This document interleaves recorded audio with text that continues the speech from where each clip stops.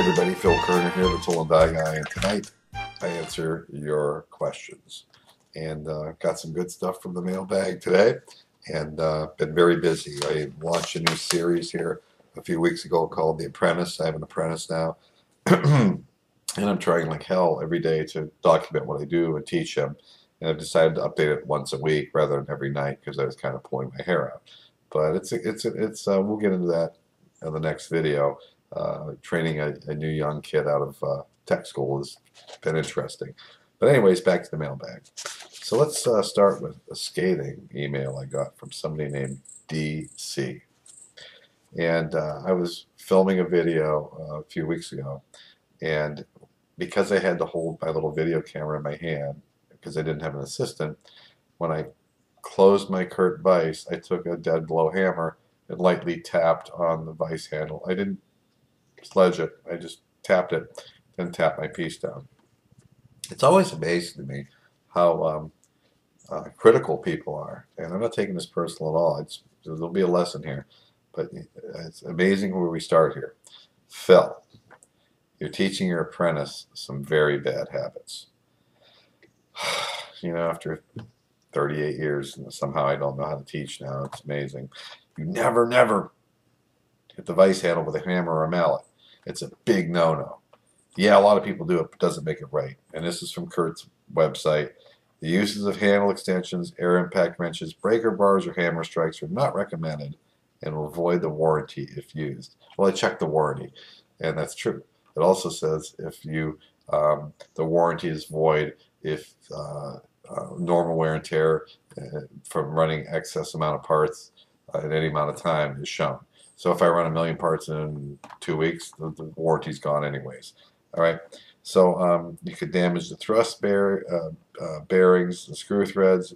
If you need more clamping force, you may require a larger vise. Of course, if I was the president of Kurt Vices, that's what I'd say, because the next size vise up is about $1,500. Since everyone has a different feel when tightening a vise, it's highly recommended to use a torque wrench. If you put an indicator in the back of the vise and try different torque settings, you'll see the back jaw does move, and I've covered that before. It does. And again, here's why I don't use a torque wrench. A, big waste of time. Been doing this a long time. Never owned a torque wrench except when I was in my teenage years and did my own automobile work on my great cars from the 1960s.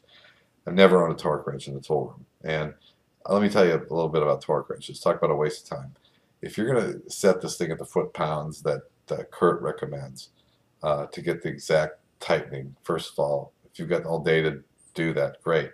Two, does that take into account the material? If the part's hollow, does it have a giant hole in the center of it? You can squeeze parts. I always go by my feel, and very seldom do I wrap a Kurt vise handle, but on this occasion I did, because I was doing it one-handed and I wasn't sure if I was tight. It's true. If you put an indicator on the back of your vise jaw and tighten it, it does move the jaw. It's just, movable parts have to have some clearance. So he recommends, you might want to show the proper care and feeding of a Kurt vise. There's routine maintenance needs to be done on a daily, weekly basis. Things that need to be done every month and every 3 to 6 months. The vise I'm using, I got it when I was a year old, and all I do every day is blow it out and make sure it's clean and free of chips, and make sure there's nothing left in it over the weekend. I usually spray it with a little WD-40 or a rust inhibitant before I shut the machine down for the weekend, just so no coolant seeps into it and rust the bed out. But the reality is a Kurt vise is a pretty hardy animal. You're not going to hurt it, but you shouldn't pick up a big sledgehammer and tighten your vise with it. I agree. But a light tap never hurt anything. So no torque wrenches unless you have so much time on your hands. The torque wrench doesn't mean anything. You've got to go by the feel of the part. You could be doing a part this wide, clamping it between the vise jaws, and it's only an 1/8 inch thick.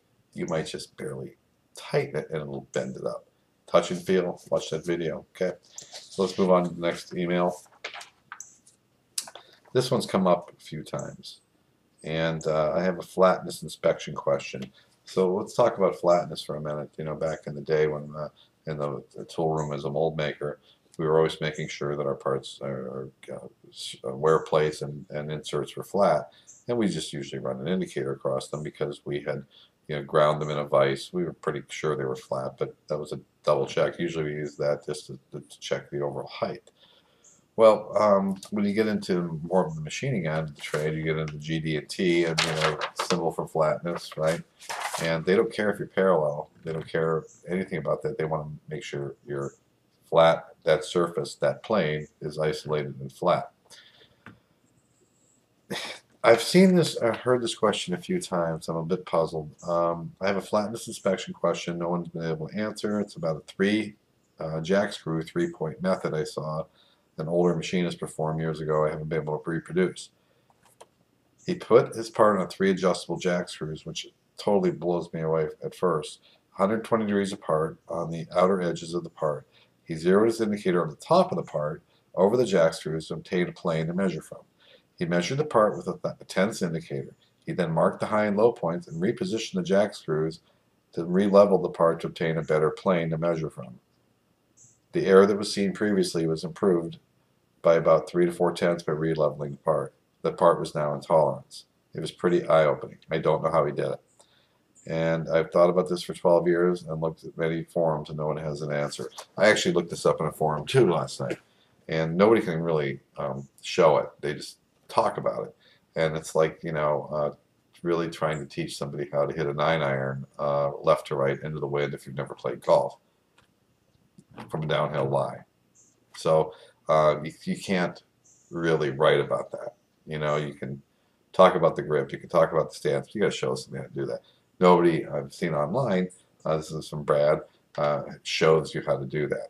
I don't understand why anybody would think they're leveling anything if they run an indicator across it and jack it up to make it level and then move the things around and jack it up again to show it's even more level. I'll show you here in a video how I check flatness as defined by the GD&T standards, that symbol. But that jacking things around, 3 jack screws, I even ran that by our guy in inspection today, and he says you're totally cheating. So that's why that method I don't think is very well documented on YouTube or anywhere else. And finally, this is from Eric, and he's from Canada and Calgary. And I have a question.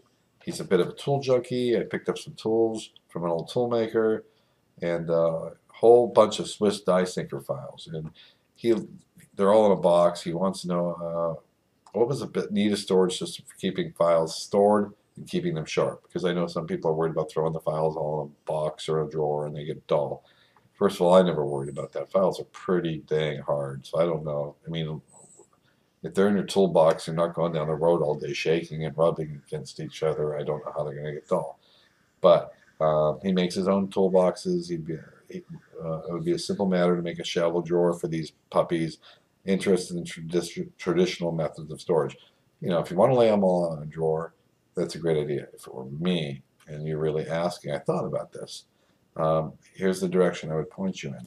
I would take some nice blocks of oak, if you really want to make it look nice, or pine, square them up, and just drill holes for the handles and stand them up. And then you could see them all. That's the problem sometimes with toolboxes. You forget what you have every day. So that's what I would do. I would drill. Most of these toolmaker files have small 1/8-inch handles. So I would set a pattern and drill holes, and I would just stand them up so they'd be at your bench, separated by about a 1/2 inch apiece, and then you could see what you need. They'd be readily available. They wouldn't be rubbing into each other, and that is a good answer. So that's it from Erie, Pennsylvania. Today is August 12th, almost done with the summer here, sadly, in Erie, Pennsylvania. And I'm the Tool and Die Guy, and for about 250 more videos like this where I share my knowledge every day, you can check out the toolanddieguy.com and become a lifelong member for the price of less than the price of a pair of Chinese micrometers. Okay, we'll see you over there.